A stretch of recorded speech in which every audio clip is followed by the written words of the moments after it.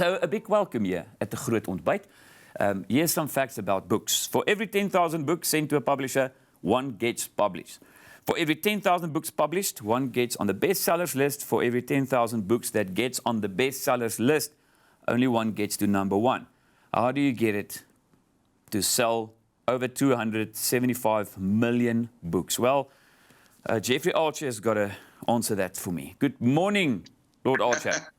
Good morning, Yone. Please call me Jeffrey. Jeffrey, what a privilege to be chatting to you. I posted on my Facebook yesterday and said, I'm going to chat to you. And there's so many of my friends got all of your books. It was just photos. Everyone's excited. So thank you after all these years, still making time for an interview.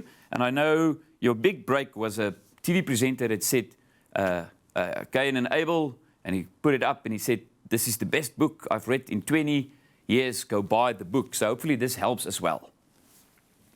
Well, it's very kind of you to say that, Yone. But I must tease you to begin with, because I was watching your program and discussing sport, which we both love so much, because I met one of your truly legendary cricketers when coming out of Lord's, when there was a match between South Africa and England. And I was walking back to my car, and a young man came flying after me in his whites and said, "Are you Jeffrey Archer?" And I said, "I am. Who are you, young man?" Because he was only about 17, 18 at the time. He said, "My name is A.B. de Villiers.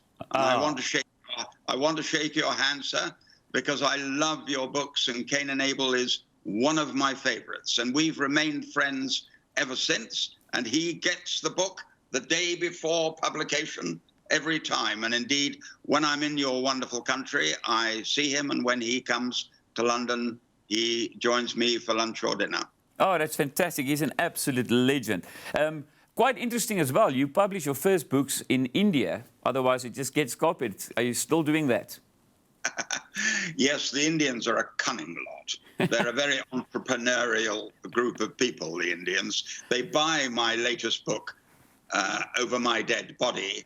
They'll buy it at London Airport. They fly to Mumbai. They have it on the streets at less than half price 48 hours later. In fact, there was one time, Yone, when I was coming into Mumbai in my car from the airport, and I saw a young boy holding up a great pile of books, and he headed towards me, knocked on the window. I wound it down and said, "Hello," and he said, "Do you want the latest Jeffrey Archer?" And I said, "I am the latest Jeffrey Archer." It's so clever. And an interesting story. I mean, there were 16 publishers with your first book that said no. And the 17th one said, you know what, we're going to publish. Have you ever just gone back to the other 16 and just smiled at them, or dropped them a mail and say, big mistake after 300 million books? They often mention it to me, and you're quite right. And it's a reason to say to young authors, don't give in.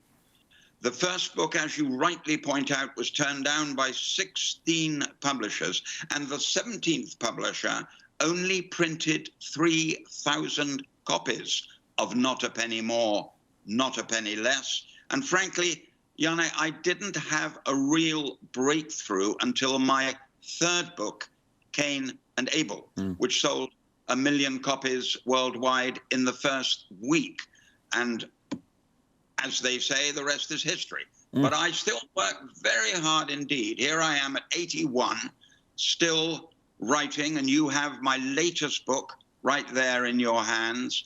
And that's the story of William Warwick, a young man who wants to join the Metropolitan Police against his father's wishes. His father, a distinguished QC, wants him to become a barrister, wants him to go to Oxford and read law. But he defies his father and goes into the Metropolitan Police. So this is not a detective story.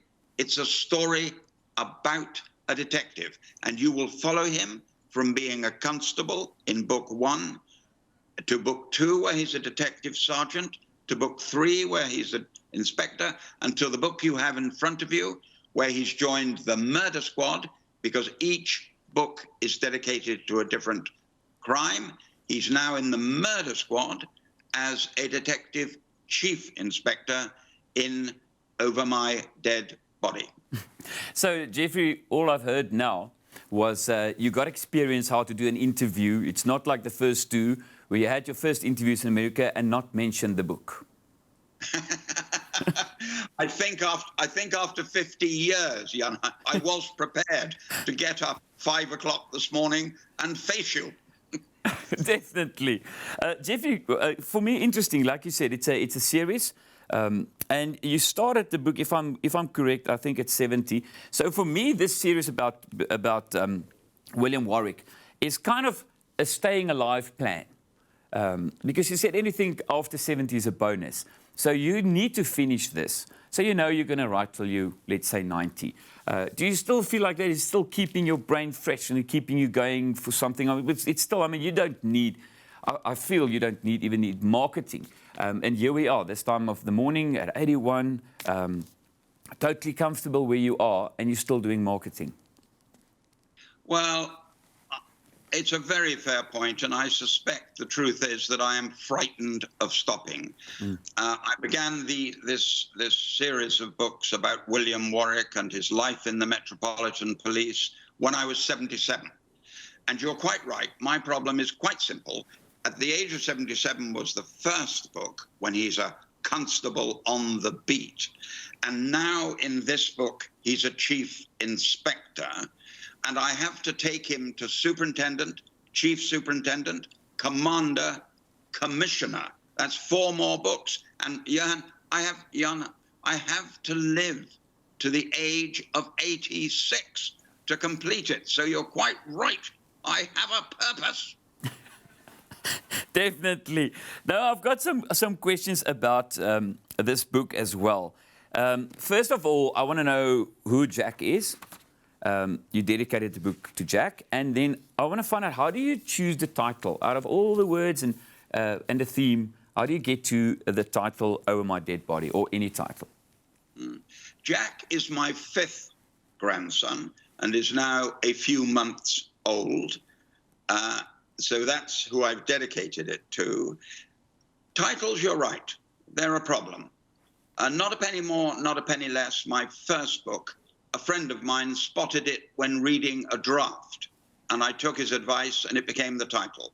In the case of Cain and Abel, it was originally the protagonists, and then it was the brothers, and then I was walking down the embankment just a few yards away from where I am now, and Cain and Abel came into my mind. Cain with a K. And I leapt in the air and knew that it was the right title. So I spend a lot of time with each book thinking about a title. And I confess that Over My Dead Body was a pretty easy one when William Warwick was going to be in charge of the murder squad. And then... for me, what's also fascinating is, you said just to be creative. Anyone can do, you can go study to be a writer. But it doesn't mean you can get a bestseller. You have to come up with a unique story or a unique twist. And I think you take 13, 14 drafts on a book. So still, where do you get that fresh ideas? And I know your research is amazing, and you make friends and you make friends that's in the industry, like an old detective that's now retired, or policeman, with your research. But still, when do you know what time, or you know, this is the idea, this is the twist, this is going to make the book? Well, I must pick you up on that, because you use the word writer. I am not a writer. You're a storyteller. I'm a storyteller. And I say to people, you know, I'm not a ballet dancer. I don't play the violin. I can't paint a picture. I got very, very lucky when I had given this gift of being able to tell a story. The writing is hard work. That's where the 14 drafts come in. That's where the dedication comes in. But in answer to your question, Yone, I'm bound to say the ideas come every day. That's the piece of luck. But you've still got to do the work. I just want to find out, where exactly are you now? Which home? I'm sitting in London, in my office in London, talking to you in South Africa. So I'm in my London home. Oh, I'm so glad, because if you said you're in Mallorca, I would have been so jealous, because I saw the house. I think it was on the website, the architects that built it. Jeffrey, just stay tuned. We're going to... I haven't been able, just to point on that, Yone, I haven't been able to go back to Mallorca during COVID. So I've been in England for nearly 2 years now. But I will return to Mallorca in January to start the 5th of the William Warwick series. Oh, I just and you can be jealous then. I'm open in December to just go cut your grass. Then everything will be perfect for you for January. So we'll talk afterwards about that. So we'll just make a deal. So Jeffrey, just stay tuned. I want to pick your brain about politics as well, and where we're standing in the world, and some other authors. So thank you for your time so far.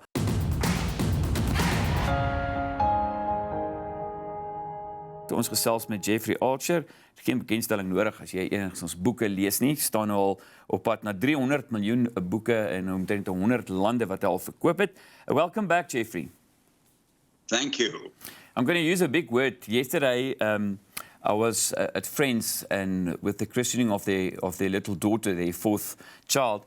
And the grandmother, I said, I'm interviewing you, and she just went crazy about the Clifton Chronicles, and just she was so excited. And I realized, how do you feel looking back? We're talking this grandma lives in Limpopo and Polokwane. You know, you've reached people all over the world, and you know, looking back, did you think it's going to be this big? Because it's just amazing. You don't even know where all these people are that's buying your books, and it's just fans. I think one feels very privileged and very lucky. Your grandmother is an example, and it's always very touching, whether it's a 12-year-old schoolboy talking to me about a book, or whether it's a 90-year-old grandmother. And you're quite right, Yone, you're 100% right. I can't touch these people. I don't see them.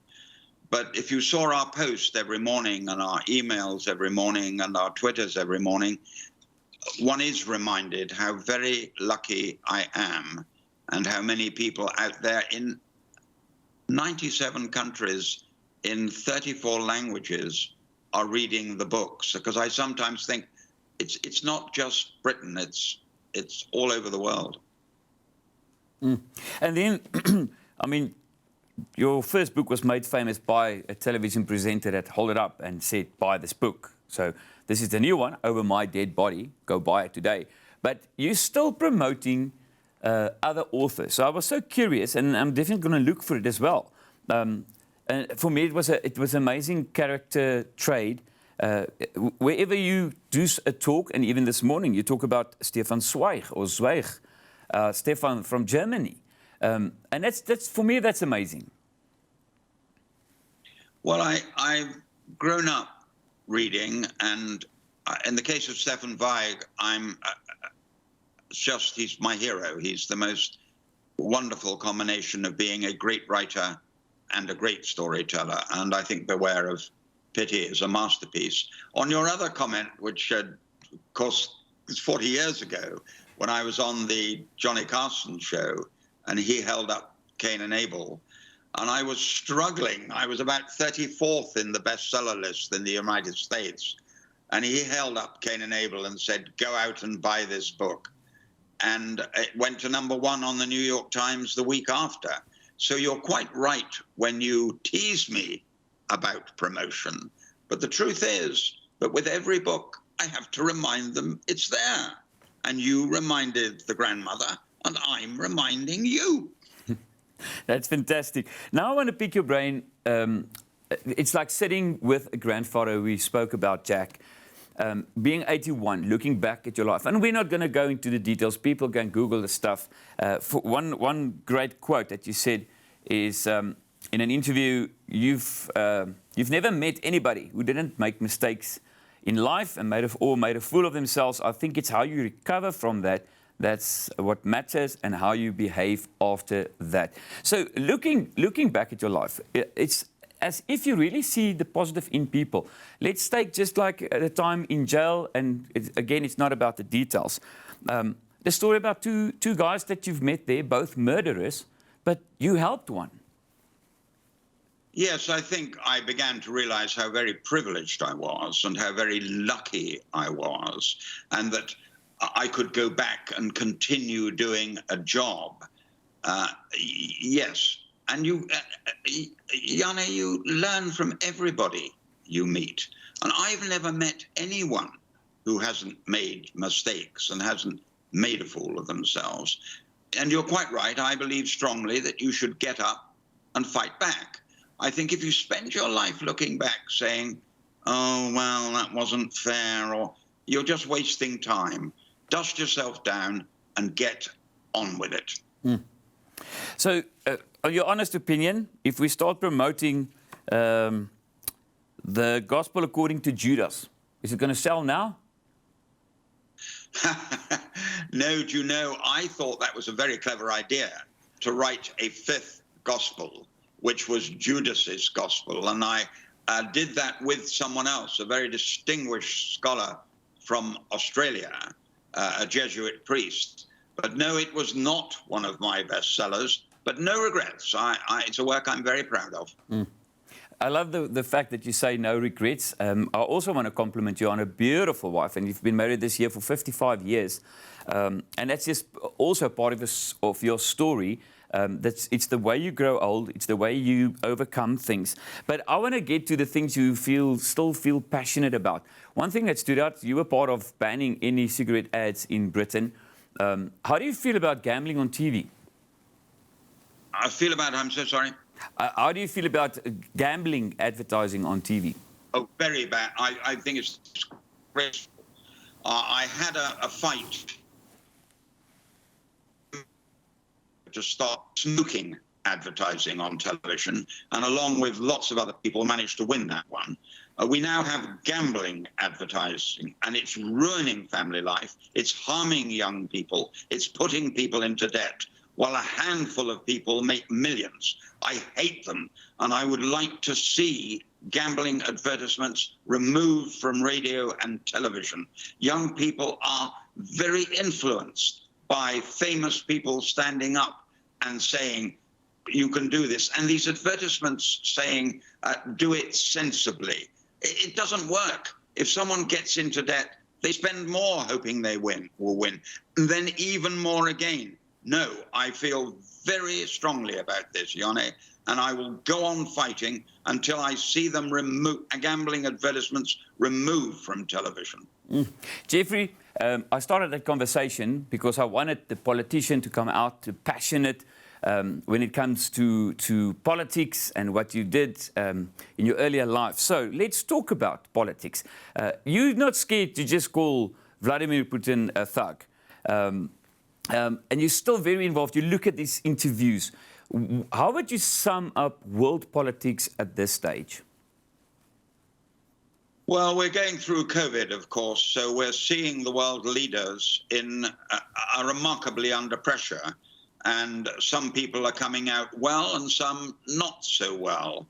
But it is a time when the nation, your nation, my nation, the world needs leaders. I think one of the sad things is that the very best of our young are not necessarily going into politics at the moment, Janne. They don't like the aggressive, confrontational attitude. They don't like being attacked every day when they're trying to do their best. And I fear if this goes on, the quality of our politicians in every country on earth is bound to go down. And I do wish I could have the occasional story when someone praised the politician for achieving something and didn't spend an entire interview criticizing them, because I'm bound to say I went into politics wanting to give service, wanting to achieve, and I get a lot of young people saying to me today, not for me, thank you, Jeffrey. Yeah, we see it in South Africa, it's exactly the same. So my next question will be the best English Prime Minister ever. Well, that's not easy. I'm a huge admirer of Disraeli, but I'm bound to say, having worked, Winston Churchill, of course, is the name on anyone's lips when that is mentioned because of the Second World War. But I had the privilege and great honor of working with Margaret Thatcher for 11 years. It grounded me in hard work. It made me believe in dedication and detail. She was great on detail. And I think I would be bound to put her up there, Yone, as one of the greats. And then best American president? I'm sentimental about that. I'd go first and foremost for Thomas Jefferson. What a man. Of course, he wouldn't survive today because the story of his black mistress would be on the front page of every paper, and America would have lost one of its greatest presidents. Up there with him, obviously, Lincoln, an absolute giant. But I'm a huge Teddy Roosevelt fan. I do like people who are all-rounders, and he was the consummate all-rounder, a great writer of history, a great all-round man, and a truly great politician, with Theodore Roosevelt not far behind. And then just quickly, what's going to happen after William? You have... Well, you're assuming, Jan, and it's very kind of you, that I will live beyond the age of 86. You are. In which case, let's do an interview then, and we can discuss it. That is a deal. I want to end this interview just by, not accident. I think last night I was just going through the newspapers again, and it was Bill Clinton walking himself out of a hospital after operation with Hillary Clinton by his side. And it's exactly the same thing came up in my mind, is that you are very privileged to grow up wise, look back at your life, realizing mistakes, but see who's still with you, where you're going. So thank you for the man you are. We've learned a lot from you. Well, I'm bound to say, I apologize for interrupting you. I also supported by a remarkable wife who is currently the chairman of the Science Museum in Great Britain, and the Queen has made her a dame. So I do consider part of my, if you care to call it, success is being married to a very remarkable woman for the past 55 years. And definitely one of the prettiest British women I've seen. I will tell her that at breakfast this morning. Fantastic. Jeffrey, thank you so much for your time. We're going to really... I don't think we need to convince people to buy this book, Over My Dead Body. And hopefully South Africa will win the cricket, the T20 World. Oh, don't get lost, you second-rate individual. Go away. Shove off. Thank you so much, Jeffrey. We'll enjoy the cricket. Cheers. Baie passievol oor cricket, soos jy gesien het, gewag vir daai laaste ene.